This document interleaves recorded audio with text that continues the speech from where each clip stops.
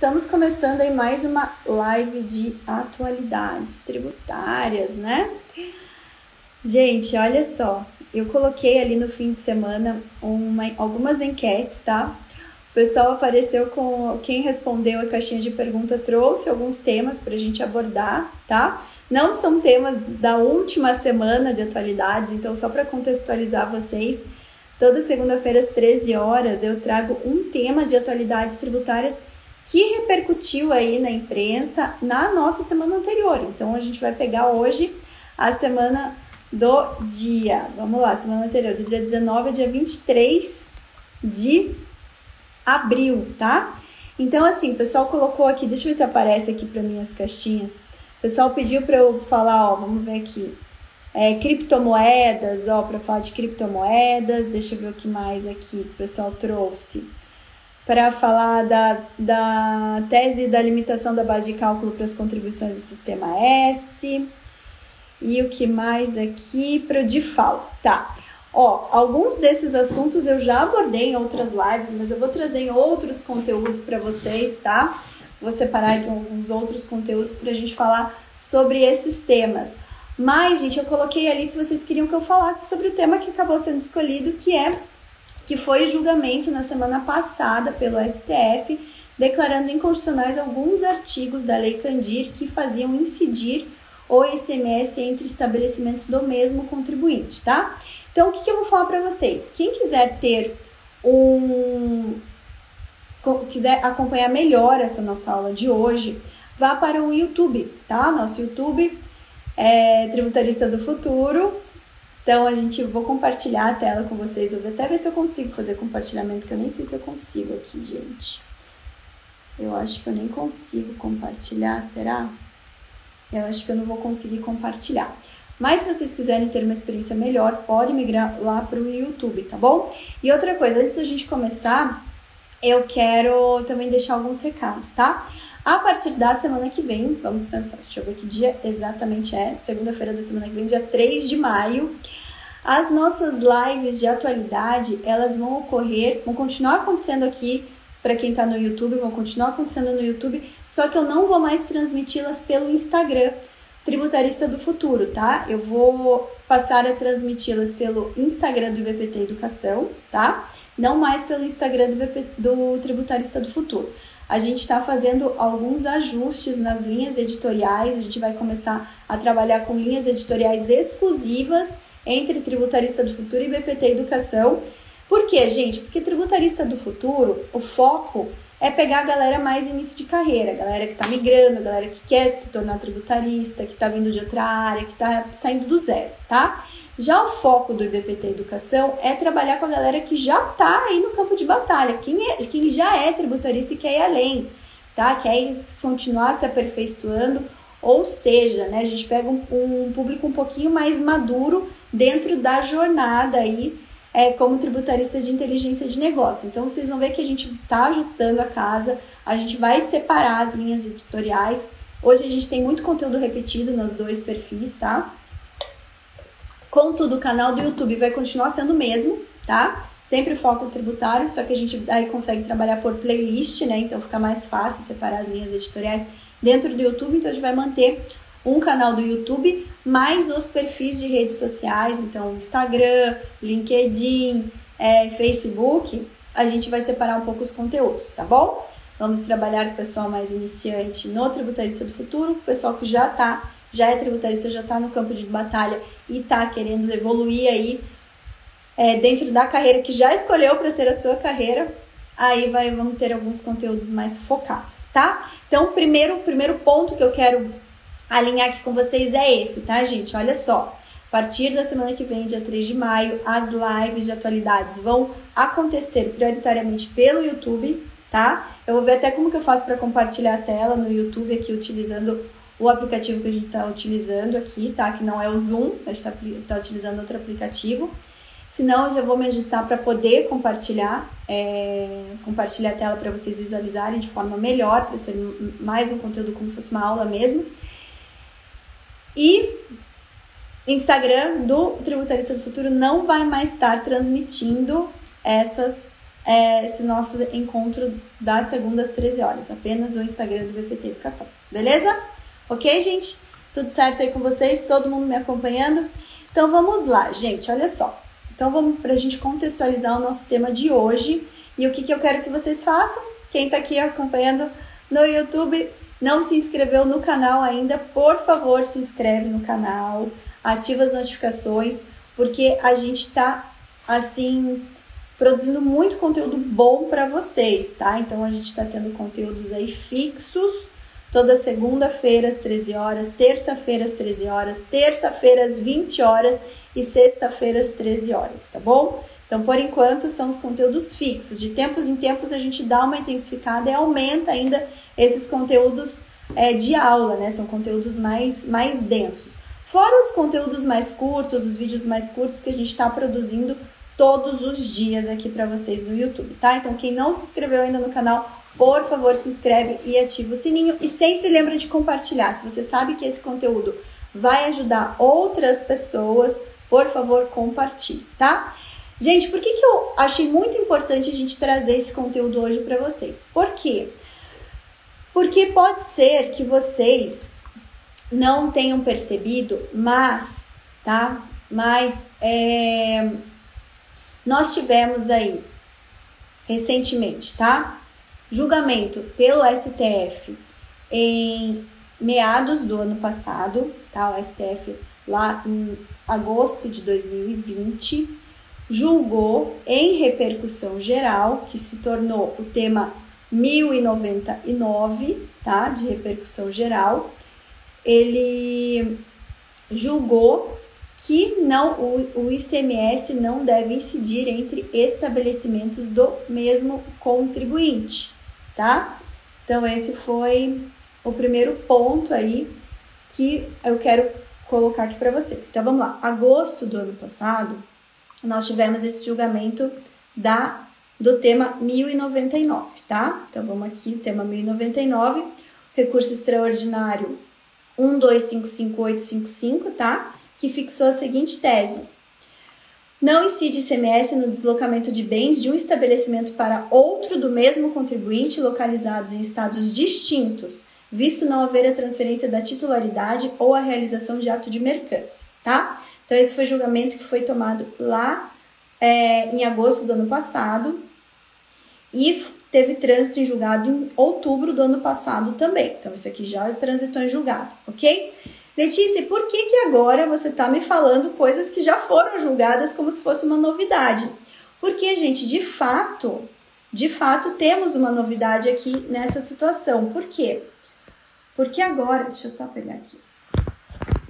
Porque agora, no dia 16, tá? No dia 16 de abril, o Supremo julgou de novo, tá? A sessão foi realizada no dia 16, acabou o noticiário repercutiu na semana passada. Julgou de novo o mesmo assunto, só que agora não em sede de um recurso extraordinário, mas sim em sede de uma ação declaratória de constitucionalidade, uma ADC, foi a ADC 49, tá? Essa ação declaratória de constitucionalidade, ela foi ajuizada pelo governo do Rio Grande do Norte, tá? E o governo do Rio Grande do Norte queria mudar o entendimento que já era pacífico na jurisprudência, tá? E até mesmo antes do tema 1099, o próprio Superior Tribunal de Justiça, o STJ, já tinha julgado diversas situações e já tinha sumulado por meio da súmula 166, tá? Súmula 166 do STJ, falando a mesma situação, que não incide o ICMS entre estabelecimentos do mesmo contribuinte. Tá? Então, se vocês forem olhar, essa já é uma súmula mais antiga do STJ, tá? Deixa eu ver se eu tenho a súmula aqui para falar para vocês. Ó, fala o seguinte, a súmula 166, tá?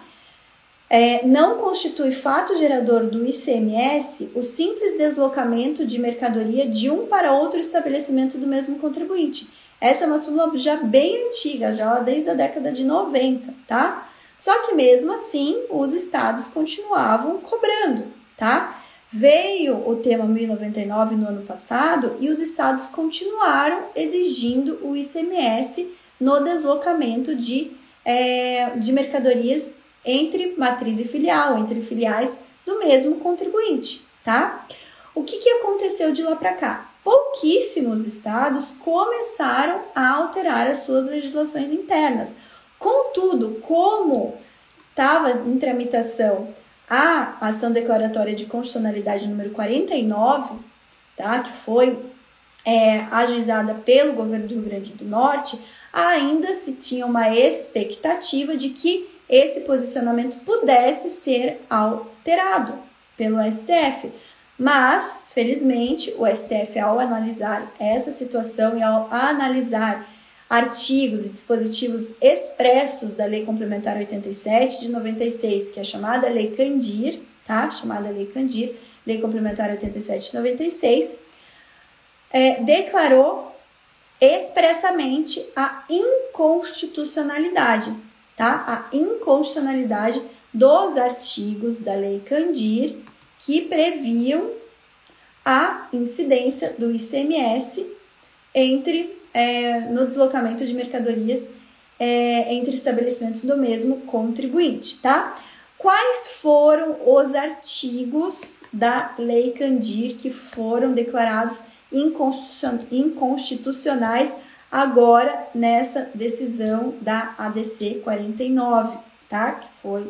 Cujo julgamento aí foi finalizado no dia 16 de abril e repercutiu na imprensa na semana passada, tá?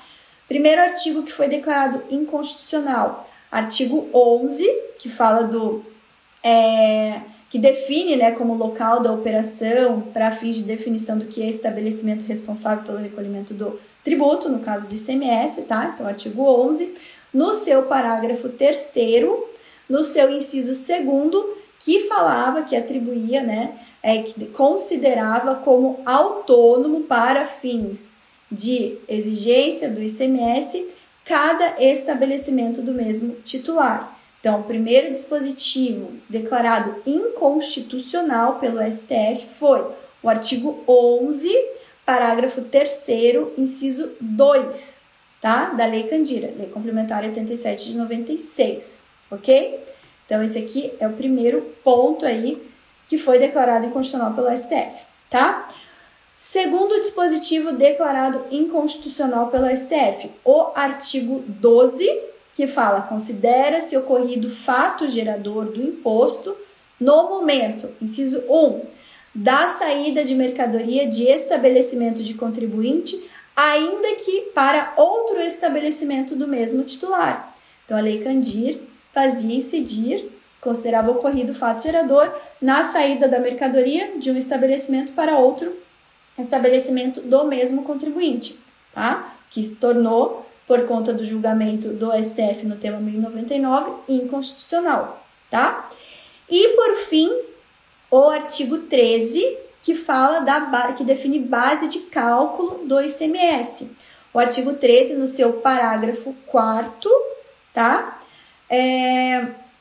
Fala o seguinte: na saída de mercadoria para estabelecimento localizado em outro estado pertencente ao mesmo titular, a base de cálculo do imposto tá? Então, falava expressamente de como se forma a base de cálculo, que é o critério quantitativo da regra matriz de incidência tributária do ICMS, no caso aqui, entre estabelecimentos pertencentes ao mesmo titular. Esses 3 dispositivos, tá? Então, vou repetir para vocês guardarem aí, esses 3 dispositivos.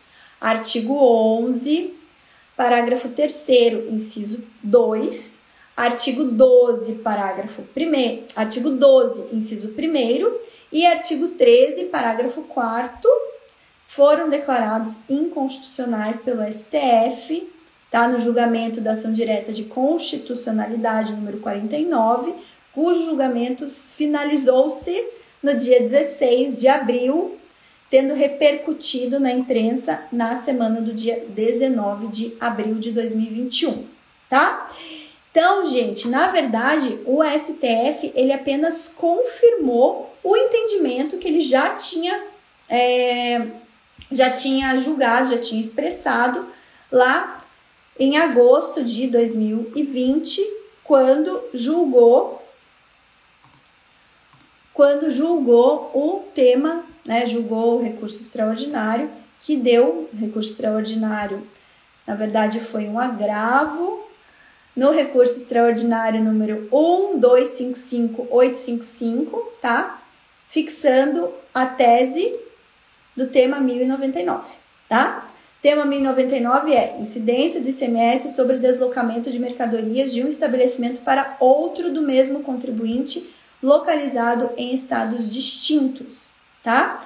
A tese fixada é: não incide ICMS no deslocamento de bens de um estabelecimento para outro do mesmo contribuinte localizados em estados distintos, visto não ocorrer a transferência da titularidade ou a realização de ato de mercância, tá? Então, na verdade, agora a gente tem expressamente declarada a inconstitucionalidade de artigos da Lei Candir, uma vez que esses artigos da Lei Candir passam a ser oficialmente declarados inconstitucionais, obrigatoriamente os estados, tá, que regulamentaram nas suas legislações internas a incidência do ICMS, tá, do ICMS entre estabelecimentos do mesmo contribuinte com base nesses artigos da Lei Candir, também passam a ter as suas legislações internas declaradas inconstitucionais, obrigando esses estados a fazerem o quê? Uma revisão das suas legislações e ajustarem ao último entendimento do STF, entendimento esse lá do tema 1099, que já temos a tese, não mais passível de reforma, porque já transitou em julgado, ok? Já transitou em julgado no dia 14 de outubro de 2020. Agora, gente, vamos para questões práticas disso, tá? Coisas que a gente tem analisado aí com os nossos clientes, tá? Questões práticas que decorrem desses entendimentos. Isso quer dizer que agora automaticamente os contribuintes não mais precisam recolher o ICMS entre o deslocamento de mercadorias de estabelecimentos, tá? Matriz, filial ou entre filiais, tá? Primeiro, você contribuinte, precisa analisar a legislação interna do estado de destino dessa mercadoria. Porque se o estado de destino dessa mercadoria ainda não estiver ajustado a sua legislação interna a esses dois julgamentos, tá? Principalmente o julgamento do tema 1099, tá? Que foi julgamento do ano passado. Isso quer dizer que se a mercadoria estiver transitando, tá? Sem fazer a incidência do ICMS, e se uma vez que isso pare, por exemplo, essa mercadoria pare numa barreira fiscal, o agente de fiscalização vai exigir isso. E aí, para você derrubar isso, você vai ter o quê? Entrar com mandado de segurança, primeiro ponto, tá? Mandado de segurança vai ter a liminar concedida? Vai, só que isso muitas vezes dá um transtorno aí na operação. Segundo ponto, mesmo que não tenha parado na barreira, isso vai haver um cruzamento lá das informações e o Estado vai verificar que não houve o recolhimento. Se a legislação interna ainda prever a incidência desse tributo, o que vai acontecer? O contribuinte vai ser autuado, tá? E aí vai ter que se defender. Na defesa, né, vai ganhar, só que ainda vai ter esse transtorno. Então, nesse primeiro momento, ainda é uma análise de risco e é uma análise de como o contribuinte quer agir, tá? Como que dentro aí da viabilidade do negócio dele, como que ele quer agir. Letícia, então isso quer dizer que até que a legislação dos estados de destino das mercadorias seja ajustada, ainda é preciso ingressar com o mandado de segurança para poder afastar essa cobrança e dar uma segurança jurídica maior para o cliente? Sim, ainda é recomendável, tá? Para aqueles estados que ainda não tiverem normatizado e ajustado as suas legislações internas. Um mandado de segurança desse, gente, vai ter uma liminar fácil, uma liminar muito tranquila e vai dar uma segurança jurídica maior pro contribuinte, tá? No caso, pro nosso cliente, tá? Segundo ponto, então esse é o primeiro ponto. Então tem que analisar legislação do estado de destino da mercadoria para ver se já foi ajustada. Se não foi ajustada, o mais recomendável é, ainda assim, ajuizar mandado de segurança, tá? Se já foi ajustada, tranquilo, não vai ser necessário ajuizamento de mandado de segurança e a mercadoria vai poder ser remetida tranquilamente, sem destaque, sem se fazer incidir o ICMS, ok? Segundo ponto que tem gerado aí muitas dúvidas em relação aos nossos clientes, tá? Letícia, esses entendimentos, então, a tese do tema 1099, lá já a súmula do STJ, que já vem desde a década de 90, e agora esse entendimento mais recente do STF, declarando inconstitucionais esses 3 artigos, esses 3 dispositivos da Lei Candir, me permitem que eu constitua filiais, tá? Em outras unidades da federação, tá?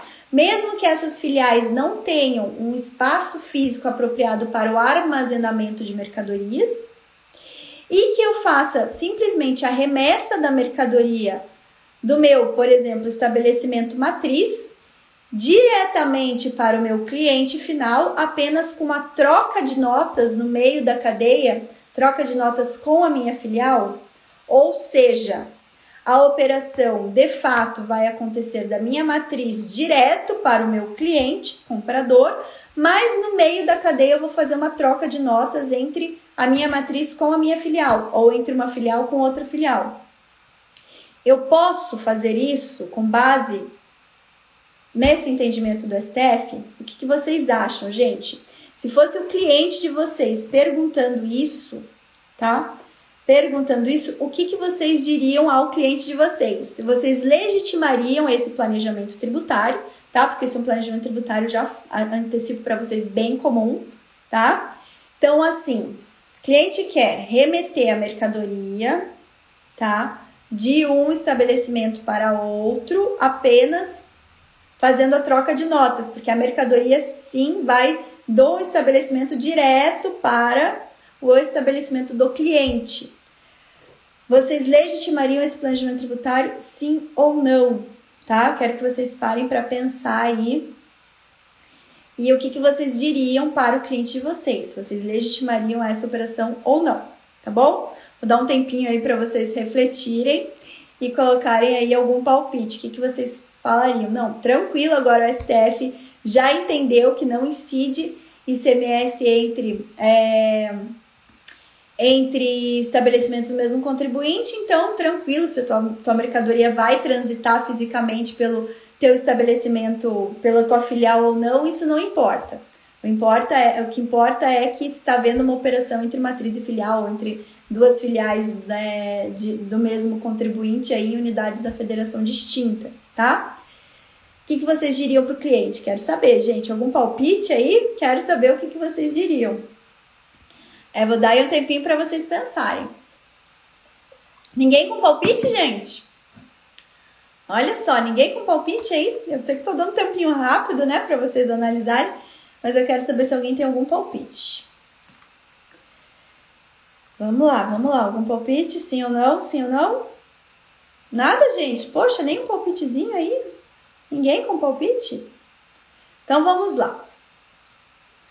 Então, pessoal, vamos analisar o que o Supremo julgou, né? Acho que o primeiro passo é a gente analisar o que ele definiu, tá?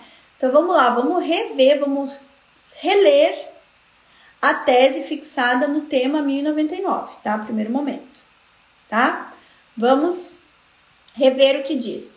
Não incide ICMS no deslocamento de bens de um estabelecimento para outro do mesmo contribuinte localizado em estados distintos, tá? Não incide ICMS no deslocamento de bens, tá? Então, primeiro ponto, a tese fixada fala que o requisito para que não incida o ICMS é que haja o deslocamento de bens de um estabelecimento para outro do mesmo contribuinte, desde que localizados em estados distintos, tá? Então, essa expressão aí que ficou muito explícita na tese, na tese que foi fixada, me dá a entender que para que não haja incidência do ICMS, precisa haver realmente o deslocamento físico da mercadoria de um estabelecimento para outro, tá? Então, vamos pensar que você abriu uma filial, essa filial é simplesmente um escritório virtual. E aí, se cai isso nessa operação, se cai numa fiscalização, o fisco vai olhar aquela filial e vai falar que é um escritório virtual que não tem espaço físico para armazenamento de mercadorias. Eu, na minha visão e no que eu recomendo para os meus clientes, eu vejo que isso é um risco. Essa operação é uma operação de risco, que é muito fácil para um fiscal que vá auditar esse tipo de operação falar que o contribuinte está, o quê? Violando a lei. Tá? Ele está violando, ele está fazendo uma operação que, na verdade, ela é uma operação simulada. Porque o que de fato o contribuinte quer é fazer a venda do seu estabelecimento para o cliente, porque é isso que aconteceu. A mercadoria saiu do seu estabelecimento, foi para o estabelecimento do cliente, só que teve uma troca de nota aí no meio do caminho. Isso, para mim, gente, pensando lá na teoria do planejamento tributário, no propósito negocial e nas diversas figuras de simulação, de fraude à lei, me parece muito claro que um fiscal, analisando essa operação, falaria que isso é um ato simulado, que o contribuinte está fraudando o espírito da lei, fraudando, no caso, o espírito do entendimento do Supremo, que foi expresso ao dizer que não incide ICMS no deslocamento de bens de um estabelecimento para outro. Ora, se não houve deslocamento de bens de um estabelecimento para o outro, mas sim um bem saindo de um estabelecimento, indo direto para o estabelecimento de um terceiro, de um outro contribuinte, me parece que o fato de ter uma troca de notas no meio do caminho não afasta a incidência do ICMS, tá? Por ausência de propósito negocial e por ato simulado. Tá? Lembrando que ato simulado, gente, muitas vezes ainda a legislação, aqui a gente não está analisando uma legislação federal, mas sim as diversas legislações dos estados, pode implicar ainda numa multa maior, uma multa qualificada, tá?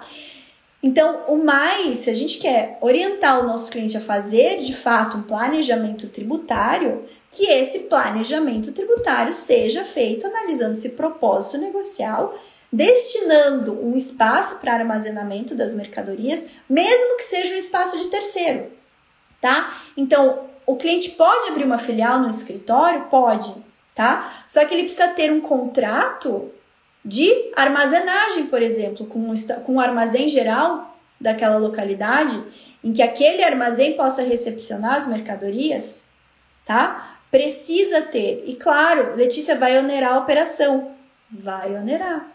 Porque você vai ter que contratar um armazém, vai ter que pagar esse armazém pela armazenagem, tá? Não vai haver incidência, mas você vai ter uma prestação de serviços ali. Então, vai ter que pagar para o armazém de fato armazenar. Mas mesmo assim é possível fazer diversos planejamentos tributários que tornem essa operação mais vantajosa do ponto de vista tributário, tá? É possível sim, principalmente pensando em operações em que a venda final é uma alíquota zero de ICMS, tá? Então, existem aí diversas operações, diversos benefícios fiscais, operações, por exemplo, operação que é muito normal aqui na minha região, são operações com fertilizantes, tá? Com insumos da agroindústria que possuem alíquota zero na transferência interestadual, tá? Então, você pode sim operacionalizar, fazer diversos planejamentos tributários que tornem a operação mais interessante, mantendo-se a legalidade, não simplesmente colocando uma filial no meio do caminho com troca de nota, tá? Então, são alguns cuidados que eu quero trazer para vocês, tá? Que eu já vi que já decorreram, já surgiu consulta, surgiu aí estudos de clientes para nós, em virtude desse julgamento, ok? Então, essas duas situações. Uma, questão da análise de risco, se é necessário ainda ajuizar, impetrar mandado de segurança para fazer valer a tese do tema 1099, enquanto não há ajuste da legislação interna do estado de destino. E o segundo ponto é o planejamento tributário com a criação de filial, como que ele deve se dar de forma legítima, tá? Observando-se aí o critério do propósito negocial. Tá bom, pessoal? Não sei se ficou claro para vocês, deixa eu ver aqui o que vocês estão colocando aqui no YouTube. A Bárbara está perguntando se quando as filiais são no mesmo estado, tá? Se a mera transferência também não gera incidência de ICMS, tá? Ó, o STF agora julgou entre estabelecimentos localizados em unidades distintas da federação, tá? Mas também em unidades da mesma federação, o próprio STJ já tinha julgado, tá? Que não incide também em estabelecimentos dentro da mesma unidade, tá? Do mesmo estado. Tá? A Lilian está perguntando: o valor na nota vai como custo para a filial. É uma nota de transferência só de mercadorias, tá? Não entendi o que você quis dizer como custo, tá, Lilian? Mas é uma nota de transferência aí sem incidência do ICMS, tá? Você acaba não colocando ICMS. A Esther: manter um depósito no estado de destino? Sim, o ideal sim, Esther, é manter um local para armazenamento dessas mercadorias no estado de destino. Deixa eu ver o que mais aqui. Tá, a Bárbara, eu já respondi. Isso, Bárbara. Esse tema do STF, ele analisou expressamente o deslocamento de mercadorias entre estados distintos, tá? A Penha Moraes está perguntando o seguinte: os clientes que fizeram esse tipo de operação agora no início do ano e acabou pagando ICMS, podemos requerer o ressarcimento alegando essa inconstitucionalidade? Pode sim, tá? Mas aí você precisa, Penha, duas situações, tá? Para que você consiga o ressarcimento dos últimos 5 anos, o ideal ainda é ajuizar uma ação judicial, tá? Por quê? Porque o Estado não vai reconhecer isso. Muitos estados não se ajustaram ainda às legislações internas. Da grande maioria dos estados ainda está prevendo a incidência do ICMS entre estabelecimentos, tá?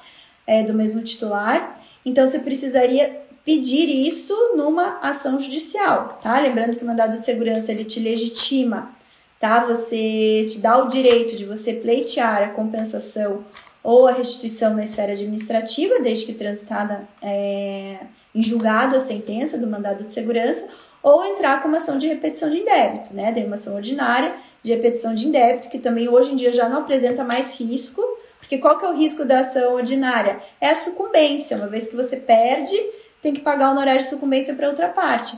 Mas como já é um tema totalmente pacificado, você poderia pedir isso numa ação de repetição de indébito, tá? Numa ação ordinária de repetição de indébito, já pedindo aí para o Estado restituir, tá? Então, isso acaba virando um tema, assim, passível de recuperação de tributos aí dos últimos 5 anos, ok? Aí, gente, a única coisa que a gente tem que pensar no caso da repetição é o artigo 166 do CTN, tá? Artigo 166 do CTN obriga que quando você vai pedir a restituição, você comprove que você arcou com o ônus econômico do tributo, tá? Como a gente está falando entre estabelecimentos do mesmo contribuinte, é mais fácil, nesse caso, você comprovar que você não repassou o custo, tá? Do tributo. Mas sempre tem que analisar essa situação do artigo 166 do CTN, tá? Deixa eu ver aqui o que o pessoal tá colocando no Insta. A Lu tá comentando aqui no Insta que deveria ter espaço para armazenamento. O William tá falando que a armazenagem antes de destinar ao comprador final vira só burocracia. Muitas vezes sim, muitas vezes faz parte do próprio propósito negocial do cliente, tá, William? Isso aí depende muito de caso a caso. Porque, gente, vamos pensar, tá? Vamos pensar. O Brasil é muito grande, né? Vamos pensar que uma mercadoria ela esteja circulando porque ela foi importada.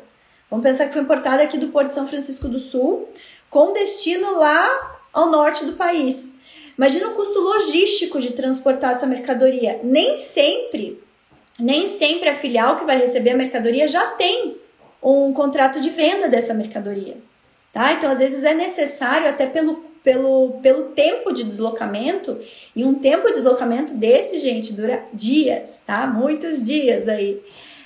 Então, às vezes é necessário ter um local de armazenamento para viabilizar as operações mesmo de venda das mercadorias, tá? Pensando aí que a gente está falando de qualquer tipo de circulação de mercadoria, né? Pensando no Brasil, que é um país gigantesco. Então, nem sempre é só burocracia. Às vezes faz sentido, sim, dentro da cadeia logística, né? Estou pensando aí no transporte modal, que hoje, né, impera no nosso país, é o transporte rodoviário. Isso incide em tempo, né? E mesmo se fosse cabotagem, por exemplo, né? Que é via navio no interior do país aqui. Também demora tempo, uma cabotagem, que não é tão utilizada. Outra é trem, né? Muitas vezes a transporte de mercadoria é multimodal, né? Envolve transporte rodoviário, trem e cabotagem, por exemplo. Então, isso tudo demora dias. Às vezes você precisa, sim, ter um armazenamento local para poder viabilizar as vendas no tempo do cliente, que o cliente precisa recepcionar essa mercadoria. Às vezes o cliente não tem uma semana, 15 dias para receber a mercadoria, ele precisa para ontem. Então, você precisa ter, sim, estoque local, tá? Então, são diversas situações, daí não dá para a gente falar, não dá para a gente generalizar de que vai ser burocracia. Muitas vezes não é burocracia, porque a gente está falando do Brasil, é um país muito grande, tá? A Amanda, aqui no Insta, está fazendo uma consideração bem interessante, tá? Se teve crédito na filial, não caberia. Gente, quando a gente fala apuração de débito e crédito, sim, a gente tem que analisar isso no próprio planejamento tributário, tá? Nem sempre vai ser interessante a gente aplicar esse entendimento. Então, isso vai ser muito vantajoso nas operações em que não há incidência do ICMS em toda a cadeia. Tá? Que daí você só fazia incidir no meio da operação e depois ela era alíquota zero na saída, ou tinha uma isenção na saída. Às vezes vale mais a pena você fazer incidir por conta do teu débito crédito, tá? Se a filial tomou crédito, o custo dela, ela acaba neutralizando esse custo do ICMS, tá? Então, às vezes nem vale a pena pedir o ressarcimento. Então, realmente, Amanda, você trouxe um ponto importante para levantar aqui. A gente tem que analisar caso a caso quando vai valer a pena pedir o ressarcimento, porque às vezes a própria operação ela é toda tributada, então você faz a tributação, o ICMS é um tributo não cumulativo, então você tem débito e crédito, neutraliza o ICMS, nem sempre vai valer a pena. Quando vai valer a pena? Quando você tem aí lá na ponta uma saída desonerada, daí você só teve custo mesmo do ICMS no meio da cadeia, tá? Então basicamente nessas situações de saída desonerada para o cliente, com o custo de ICMS no meio da cadeia, é que vale a pena pedir a restituição, ressarcimento, compensação, enfim, o que for, tá? A Lívia está comentando assim, que não necessariamente precisa depósito. Se tiver um local, se a gente estiver falando de poucas mercadorias que caibam, que possam ser armazenadas numa sala, por exemplo, tranquilo, Lívia. Tá? Tranquilo. Isso tudo depende da quantidade que a gente está falando aí de mercadoria. Se puder armazenar numa sala, num depósito menor, tranquilo, tá? Só tem que ter espaço para... O ponto que eu quero focar aí é que tem que haver o deslocamento da mercadoria para a filial, tá? Tem que haver esse deslocamento físico, beleza? Aí a gente vai ter que tratar caso a caso qual que é o volume de mercadoria que a gente está tratando, beleza? A Ludmilla está comentando que local de armazenamento é importante para quem está na Zona Franca, porque a logística é bem difícil para lá. Exatamente, Lud, a logística para a Zona Franca, para o norte do país, de uma forma geral, é bem difícil. A Penha está perguntando se vale a pena pedir ressarcimento para empresas do Simples Nacional. Sim, na verdade a gente está falando de CMS, né? Se uma vez que tem incidência CMS, mesmo com alíquotas menores, só tem que lembrar que a empresa do Simples Nacional quem compra de empresa do Simples toma crédito menor, mas a empresa do Simples ela está pagando ICMS também, só que de forma unificada na guia, né? Aí sim, também. Pessoal, deixa eu responder a última aqui. A Bárbara está falando que quando gera crédito ICMS, talvez não vale a pena ação judicial. Exatamente isso que eu mencionei, tá, Bárbara? A gente tem que analisar caso a caso quando vai valer a pena.